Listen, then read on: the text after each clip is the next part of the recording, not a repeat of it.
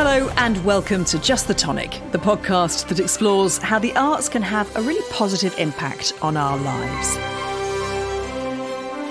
I'm Katie Derham and this is the third episode in our second series, and if you missed the first series, well, you can catch up wherever you get your podcasts. You'll find us in all the usual places. Across both series, we've heard that countless studies have shown the power of the arts to improve mental health and create positive connections between people. And regular listeners will know that we've been championing the People's Orchestra, a fabulous community of orchestras and choirs based in and around the West Midlands. They're gearing up for their big concert at Birmingham 2022, which is the cultural celebrations for the Commonwealth Games, taking place in the city this summer. We all have a small part to play in something really big, and that's a very heartwarming thing to do. Alicia Hillman is following in the footsteps of Soweto Kinch and Xhosa and continuing the tradition of great Birmingham saxophonists. We'll be finding out how support from the charity Help Musicians has made all the difference to her. It's really allowed me time to just focus on developing and really further refining my skills as a saxophonist and a musician. And I'll be catching up with Help Musicians Ambassador and Soprano Extraordinaire, the national treasure that is Lesley Garrett, CBE. How can successive governments not understand what we give, we as musicians, to society? And the money we generate, and the great esteem that we are held in. We're the best in the world at this, and yet, governments give us crumbs. I'm sorry, it just makes me apoplectic, you might have gathered. Such a wonderful conversation. We'll hear more from Lesley later. Do stay tuned. The Birmingham 2022 Festival, though, is the biggest celebration of creativity ever in the West Midlands, and it's one of the largest ever Commonwealth Games cultural programmes. The People's Orchestra is front and central. They've invited orchestral groups and choirs and individuals from the Commonwealth nations to join them for the Commonwealth Community Initiative, a week of events celebrating the best art and culture from the Commonwealth. And to top it off, there's a showcase concert in Birmingham on Sunday the 24th of July. Although we hurt the same. Times of sorrow may steer us to troubled seas, but they also shape us to be who we are. And although it's easy to forget, remember, we laugh the same, we cry the same, our hearts beat the same. Never lose sight of this. We are one. Award-winning composer John Koutsalinis composed We Are One, voiced by yours truly, I'll have you know, especially for the Commonwealth Community Initiative. And John has a long tradition of working with the People's Orchestra.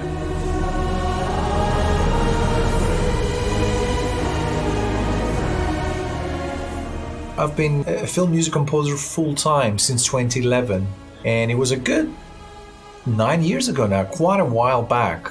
And I contacted Sarah Marshall because at the time I was looking for my music to be performed. I'm an advocate for live musicians and live performance in general. And Sarah was and still is the orchestra manager.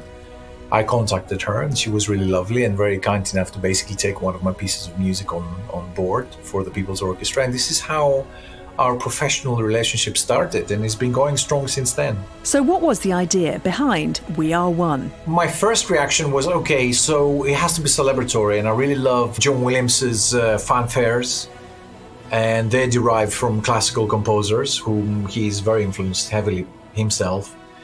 But it didn't quite work, because I sat down and I started writing a fanfare, and I thought it needed something a lot warmer, to start with. And then maybe we could build into something big and exciting. We got on board a lovely choir and a choir master in Ula, who is absolutely wonderful. And I ended up going to Birmingham, which is where we recorded it. And it was a wonderful 3 days. The message was the resilience of the human race, love overcoming hatred, the fact that we're one no matter our background, our color of our skin, orientation, anything. We're one human race, and this is what I wanted to convey through the piece of music, this message. Our reporter Jamie Parker caught up with the players from the People's Orchestra at rehearsals. Hi, I'm Christine and I play tenor sax. How have rehearsals been going for the main Commonwealth concert at the Birmingham 2022 festival? I think the rehearsals are going very well.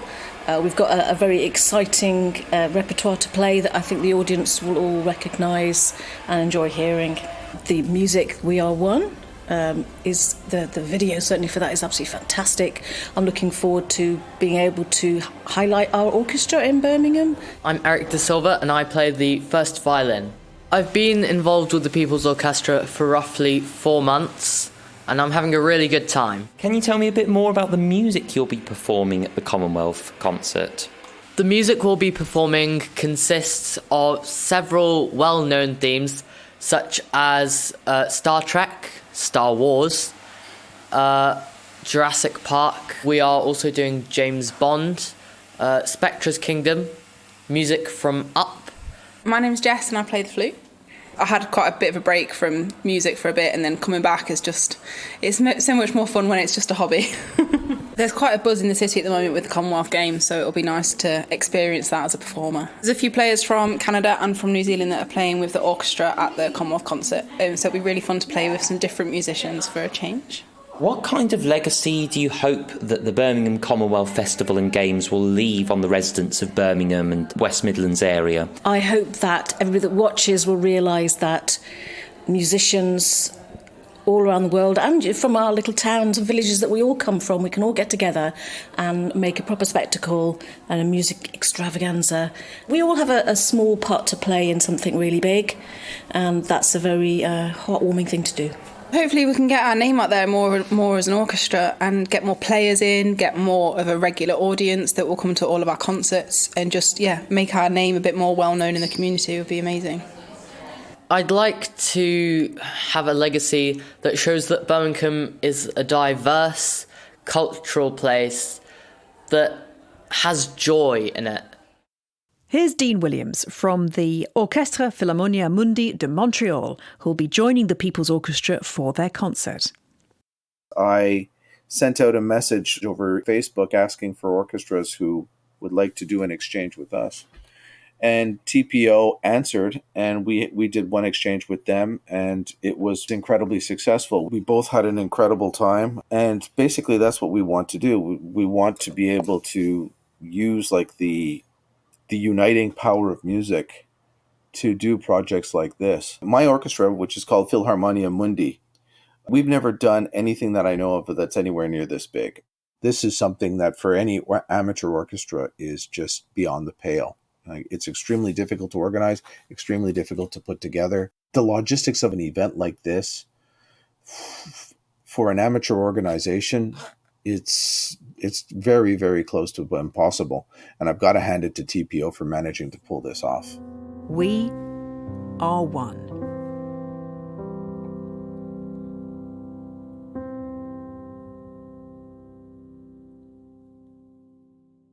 Well, we wish the People's Orchestra all the very best for their Commonwealth Community Initiative and for their big show on the 24th of July. If you'd like to go along, head to their website, thepeoplesorchestra.com, for more information.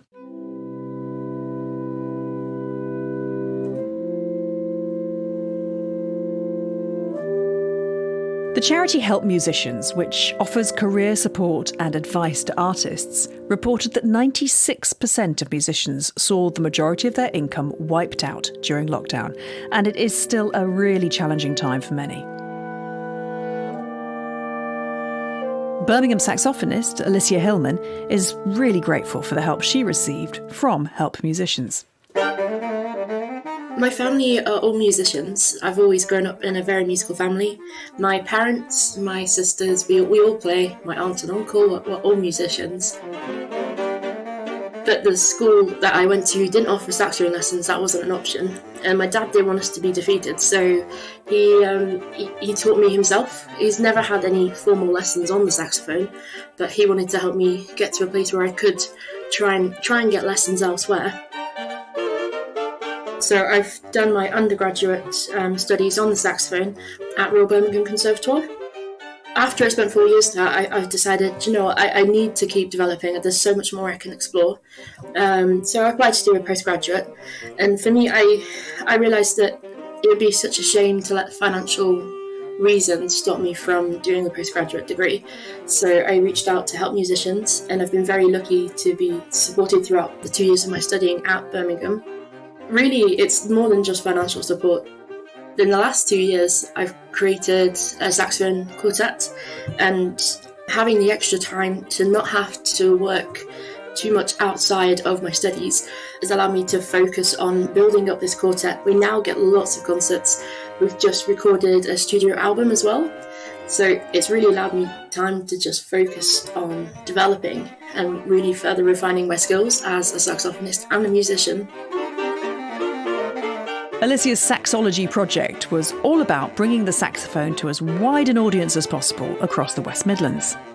The premise behind my project was to create lots of different ensembles, all showcasing what the saxophone can do, but allowing anyone to join up and anyone to take part. So I played in saxophone duos, trios, quartets, octets, solo performance with the West Midlands Fire Service Band, because I'm a regular player in their band. So that was an amazing opportunity to try and perform a solo piece with them.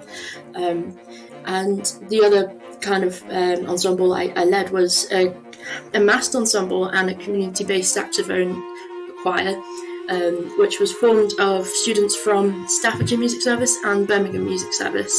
So getting really young people who've just started learning the saxophone up to people who've been playing it for 30, 40 plus years, and letting everyone come together and learn from one another.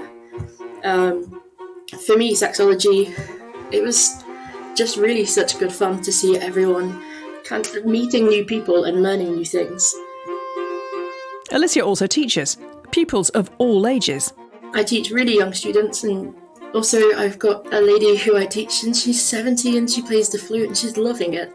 And just seeing them persevere, and when they start learning this new piece or this new technique and they think they can't do it, and then they persevere, keep practicing, and just seeing how happy they are when they reach their goal and they didn't think they could, that kind of shines a light on, okay, this is what it's like to be a musician. It's a lot of hard work, but also so rewarding. I don't know what my life would be without music. I think music just brings a huge joy to my life.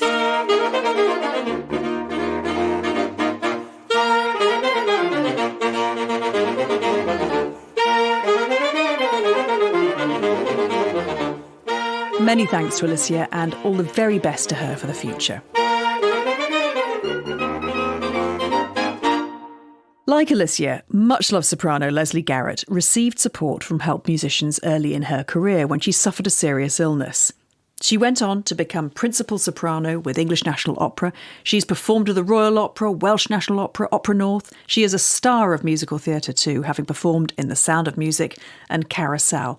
And of course, as I said before, she's a national treasure.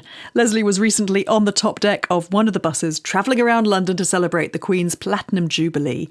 She is such a wonderful force for good in the music world, and it's always great to catch up with her. And I began by asking her about her musical roots. I can't remember a time when music wasn't absolutely part of me.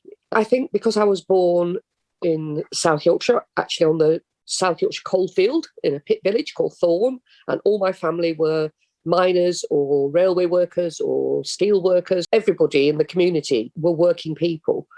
Men and women. And the glue that held us all together was music. It's so important to the community as a sort of relief, I think, from all the work. And it was free, of course. But the miners' welfare, when I was a little girl, as well as schools, of course, as well as the local education authority, they worked almost together. There was such a need for music and such a passion to support it that these great organisations were there providing instruments and training. They supported any kid who wanted to learn. I was incredibly lucky because all my family were profoundly musical. My parents both had beautiful voices. My mum loved the choral tradition. She sang with Doncaster Choral Society and Scunthorpe Choral Society all her life. My dad was much more of an extrovert. My mum liked to be in a choir, but my dad liked to be downstage front and centre. I can't think who I take after. Actually, I take after them both because I absolutely love choral music. I think I knew the Messiah before I went to school. I really did. My mum and her sisters would just sing that all the time. And my granddad Wall was a dance band leader. He had a dance band called Arthur Garrett and the Blackout Boys. And he performed in all the clubs. He did the working men's clubs. And my granddad had asthma very badly, so he wasn't allowed to go down the pit. So my great-granddad said to him, memorably, "Right, lad, if that's not going down the pit, they'll be put to piano." And that was because in those days, the next best way of earning a living after mining was in music. There was so much music out there. And he began to win national competitions and do really well. He had the chance to go to London to further his studies in London. He'd already got his LLCM, it was the Licentiate of the London College of Music. In fact, hold on a minute, I can show you it. It's here. Look at that. Oh, fantastic. Yeah. That was the 18th of April, 1913. So my granddad got that. Do you know what? I've got one of my grandmother's, actually. I've got the same thing on my wall at home. I think what's fascinating as well is that obviously all this music was around you and it was very normal to be musical like you, but you have taken it further, haven't you? So what was it, do you think, that made you want to sort of go, no, it's not just something I'm going to do as a lovely hobby like the rest of my family? Well, I'll just finish off about my granddad because he was important to the story. He decided to get a job in Sheffield and he joined an orchestra. Now, there were lots of small orchestras all playing for the hundreds of cinemas there were. Silent movies were huge. And what was great was that on a Friday when the new picture came, the pianist and the orchestra would have to write the music for the film. It didn't come with a score. You had to make it up. And Grandad turned out to be good at that. And he absolutely loved doing it. He used to play all the overtures to the operas and the suites, Carmen Suite, all those lovely, that lovely incidental music we all know.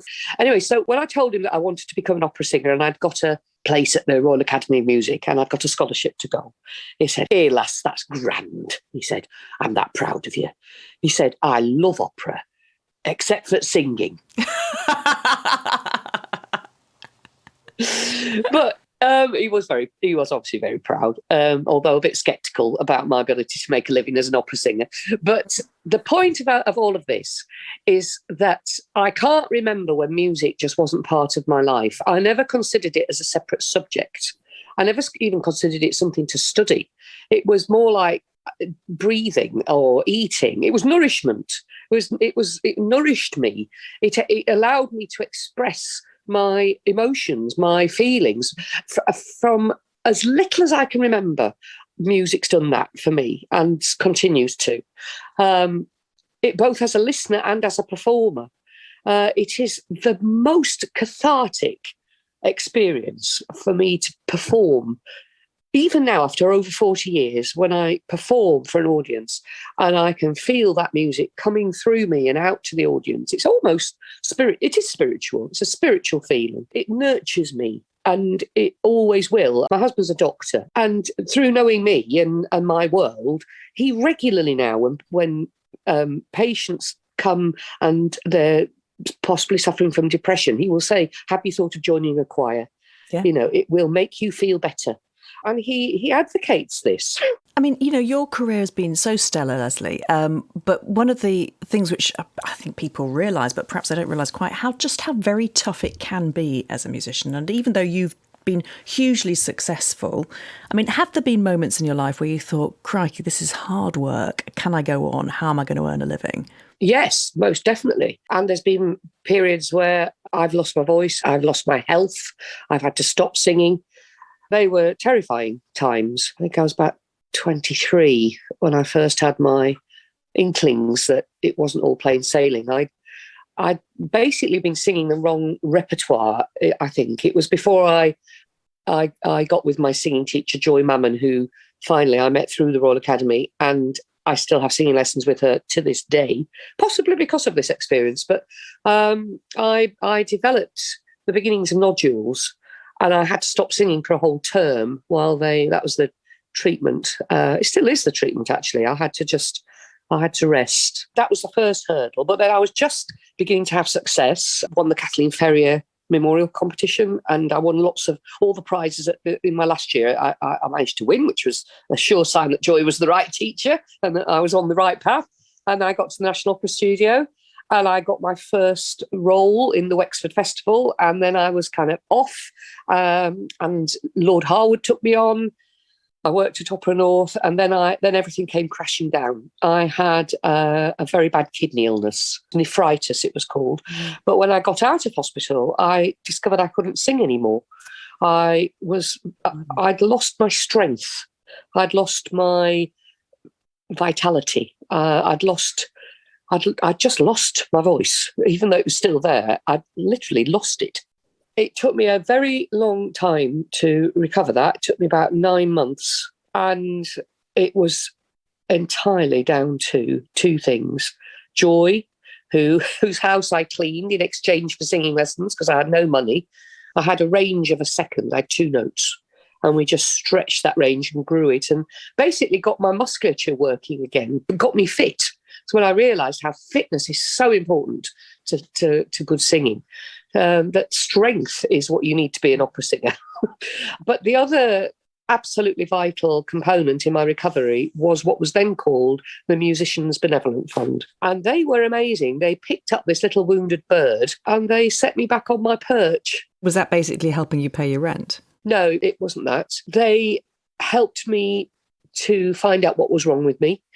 They paid me to see a very good kidney specialist. They paid for me to have treatment to sort out my kidney. They had a medical officer who talked to me for a long time. He got me to see a counsellor. My marriage had broken down at that time, and I was feeling extremely guilty about that. All happened at the same time. This doctor felt that the guilt was causing me not to be able to sing. And I think he was right. And they also, and this was almost one of the best things they did, they suggested I went to Alexander technique because I said I feel very unbalanced. Everything about my life and particularly my voice feels completely unbalanced. And that helped enormously. And without that support from what is now called Help Musicians, it's changed its name. Without that help, I wouldn't be here. And I've always said that, and I've since then worked for them and helped to raise money for other people who are in the dire straits I was in. But I was never the same after that. I was never the same. In what way? I think singing for me had been such a natural activity, such just a form of expression. It was who I was. I was a singer. I didn't learn to be a singer. I just was a singer. And I took that for granted, as you do if you're born with something. And I never, ever took it for granted again. I realised it could be taken away from me at a moment's notice. For a time, I wasn't able to sing as freely. It took me a long time to have the courage to sing freely again. After about a year and a half, I auditioned. And when I got that letter to say, I'm delighted to be able to offer you the post of principal soprano at English National Opera, I think I cried the rest of the day. So relieved and so happy and felt so at home in that company. It was a wonderful company. But it's such an interesting story, Lesley, such a powerful story, but also one which just shines a light of the fact the life of a musician is unbelievably precarious, of any artist, really. And I think that those of us who love the arts, you do it because you love it, don't you? You do it because you love it, and also because you can't almost imagine doing anything else. And yet it's so uncertain. It's a tricky one, isn't it? It's a very tricky one, and it's only got trickier in recent times, which we can talk about in a minute. But I think that's why I felt so happy at ENO, because I had a salary. And if I became sick again, I would still have my salary. So I felt very secure. And that's why I was able to rebuild. And that's why I was able to really achieve my career, because I had that bedrock of security. But when I left there, of course, it wasn't like that anymore. And it's not like that for most musicians. I was incredibly lucky to get that position. They're very few and far between. And I discovered after I left how precarious it is. If as a freelance musician you become ill, you lose your salary immediately. That's it. You have to put money by for those hard times. You never know where your next job is coming from. You're at the whim of promoters, agents, managers. Fashion, absolutely. Fashion, all kinds of whimsical things. Now we're all at the whims of social media. If you don't have a following, you often don't get employed. It's interesting. I spent some time on the top of my bus recently, and I'm officially a national treasure now, Katie, so be careful what you say. I was on this bus. I'm curtsying here down Zoom. No, I'm shocked at this idea that I'm a national treasure. I mean, a less divish person you cannot possibly hope to meet. Anyway, I was on this bus with Catherine Jenkins, who I think is lovely. I really do. She did a lot to popularise classical music, and that's a fantastic thing to do. But we were talking about this because she's got a very big, social media following, because she's of the generation where, that came naturally to her. And I don't really, because it all seems a little bit trivial in a sense. Yeah. But then I know now that is the way, apparently, you sell tickets and become popular. And we must embrace that. It's just, to me, another example of how sustaining a career as a professional musician is very, very difficult.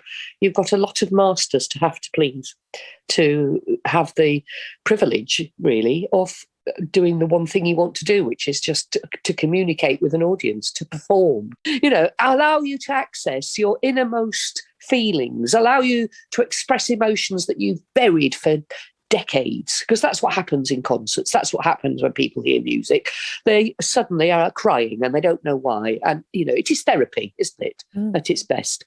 But the magic of it will never cease. How can governments not understand how important that is? How can successive governments not appreciate that and not understand what we give, we as musicians, to society, and the money we generate and the great esteem that we are held in? We're the best in the world at this. And yet, governments give us grain to make this music with. They give us crumbs. They give us what they can find in the bottom of the of the bin when they've finished with everything else. And I'm sorry, it just makes me apoplectic. You might have gathered. But you know what, Lesley, even more so this last couple of years, when people have needed music more than ever, and yet so many musicians that we all know have been completely struggling to keep body and soul together because, of course, they haven't had anywhere to perform. So, obviously, charities like Help Musicians UK have been paramount in the work they've been doing. But, how does that... what examples can you share with us of how things have been over the last couple of years for musicians? Well, Help Musicians have had to start a telephone helpline, a bit like the Samaritans, I suppose, for musicians. There are so many musicians with mental health problems because making music is what we do to be healthy. It's we've almost got no choice. You're kind of born to perform. We've helped hundreds of thousands of musicians of all kinds, all of whom they've lost their life and they've lost their living.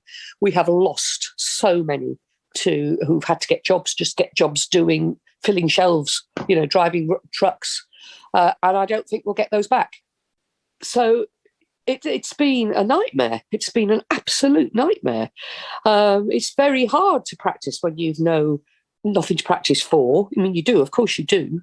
And also when you have to put food on the table for your family, you have to go out and find something. Or if you can't manage on the furlough money, if you're lucky enough to get the furlough money, lots of musicians didn't get help from government, because we fall between the cracks. music in any circumstance, particularly in a circumstance where life is threatened, as it was in the pandemic, music is vital, absolutely vital. That's where so many online choirs were successful, I think. Yeah. That's hard to do. I tried that. It's really hard. It's really, really hard, yeah. Just technically and trying to keep everybody together. And also, I think, you're right, it was a real lifeline and it was great, but those things have a shelf life, don't they? I mean, you need to be with people. In there. Yeah. But the power of music to heal is a well-documented thing. There's some fascinating research, I'm sure your husband's probably heard of as well, around sound therapy. Extremely powerful. I heard about a wonderful project they were doing in Plymouth University, I think. I think it was a PhD student a few years ago now. He was working with early onset Alzheimer's sufferers, and he set a list of tasks to music. So just things like, I get up and brush my teeth and then I walk the dog, something like that, And when he set these tasks to music, they didn't forget one. They got up and did all of those tasks. That is an excellent tip. Yeah, absolutely. So you don't need to convince me of the power of music to improve society, to heal at its the most basic, but to hold us together mentally and physically. If you take an inner breath to sing, not for nothing is it called inspiration. That's always struck me, that you inspire a breath and then what you can make with that breath is also inspirational. A breath to sing is not like a breath to do anything else. It's not like a breath to talk or to whistle or to shout. It's a breath that's going to turn into sound, and that sound has the power to heal. Now that is the most profound thing any of us can do, and we can all do it. We can all do this. You can stand tall. I'm going to have to do it while I'm talking to you because I just have to do it. You can stand to sing properly, and this has nothing to do with doing it professionally. You have to stand tall. You have to stand square. You have to find the strength in your body. You have to make your body take in this magical breath that is going, or you have to allow your body, I should say, to take in this, to inspire this magical air that's going to create sound, that's going to liberate you as a human being. So, you're going to fill a room with sound, even if it's your bathroom.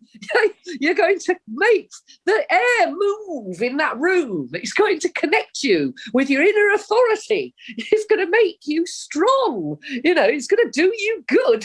And anybody can do it. That's what makes me excited. Even if the sound you make is horrendous, it's yours. It's your sound. You can do what you like with it. And I just think the power of that is just, maybe this is what I should do in my retirement. This is Lesley. This is your mission now that you are officially, as you say, a national treasure. And you've been in a bus with Cliff Richard. I mean, everybody's got to listen to you, and everybody's now got to sing. It's so powerful, Katie. It is. You sing. Yeah. It just makes you feel so good. It's just like, for me, it's like brushing my teeth. I just have to brush my teeth and have a belt. And it just connects me up. It's just the whole of me is connected then. Mind, body, soul, spirit. And then I'm able to just be outward then, you know. It just makes me be able to see outwards, because I've sent something out into the stratosphere. I've sent a sound out that I care about. Lesley, you are an inspiration. It is true.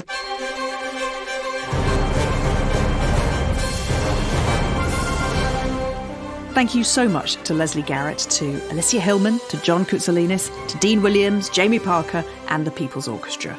And if you'd like to find out more about their Commonwealth Community Initiative and their concert on Sunday the 24th of July, head to their website at thepeoplesorchestra.com.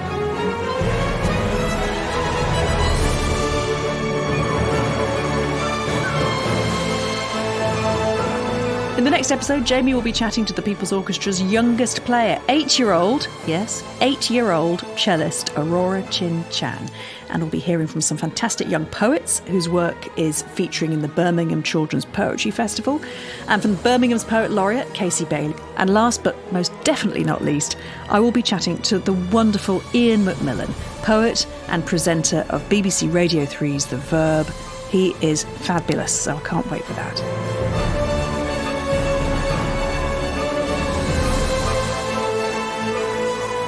If we've inspired you to join a band or an orchestra or a choir, do search online for music groups in your area or get in touch with Arts Council England, the Arts Council of Wales, the Arts Council of Northern Ireland or Creative Scotland. Subscribe wherever you get your podcasts and follow us on social media for updates. We're on Twitter, we're on Instagram, and if there's someone you think we should be talking to in the podcast, let us know and we'll do our very best.